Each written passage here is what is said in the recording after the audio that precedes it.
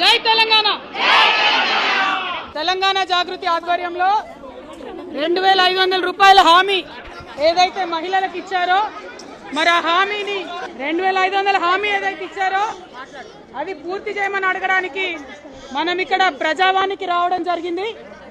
మరి ప్రజావాణిలో ముఖ్యమంత్రి గారు నేను ప్రతిరోజు ఉంటానని మాట ఇచ్చారు, కానీ ఒక్కసారి తప్ప ఏ ఒక్క రోజు ఆయన లేడు ఇక్కడ।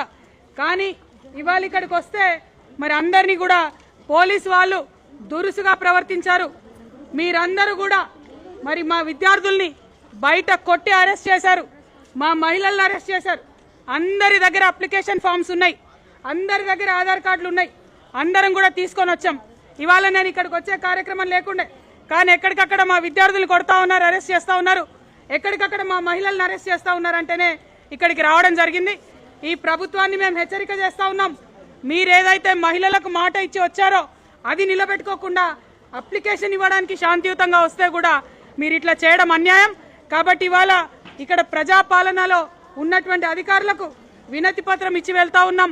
ఒకటే డిమాండ్, రాబోయే బడ్జెట్లో మహిళలకు 2500 రూపాయలు పెట్టండి, రాబోయే బడ్జెట్లో మహిళలకు ఏదైతే స్కూటీ ఇస్తామన్నారో దానికి సంబంధించి బడ్జెట్ పెట్టండి, మహిళలకు ఏదైతే తులం బంగారం ఇస్తామన్నారో దానికి సంబంధించి బడ్జెట్ పెట్టండి, 2000 నుంచి 4000 చేస్తామన్న పెన్షన్కి బడ్జెట్ పెట్టండి, ఇంట్లో ఇద్దరికి పెన్షన్ ఇస్తామన్నారు, ఇప్పుడు అయ్యలకు వస్తుంది పెన్షన్, అవ్వలు ఎదురు చూస్తూ ఉన్నారు, మా ఆడబిడ్డలకు పెన్షన్ పెట్టండి। ఇవి తప్ప మేమేం కోరతలేం। ఇంత మాత్రానికే పోలీసు వాళ్ళు దురుసుగా ప్రవర్తించడం చాలా అన్యాయం, మేము దీన్ని తీవ్రంగా ఖండిస్తూ ఉన్నాం।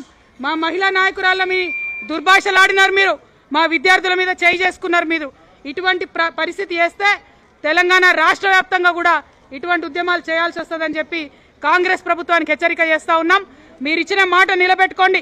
26 ఫిబ్రవరి నాడు బడ్జెట్ సమావేశాలు ఉన్నాయి, ఈ బడ్జెట్ సమావేశాల్లో మహిళలకు సంబంధించి బడ్జెట్ పెట్టమని డిమాండ్ చేస్తూ ఉన్నాం। జై తెలంగాణ, జై జాగృతి।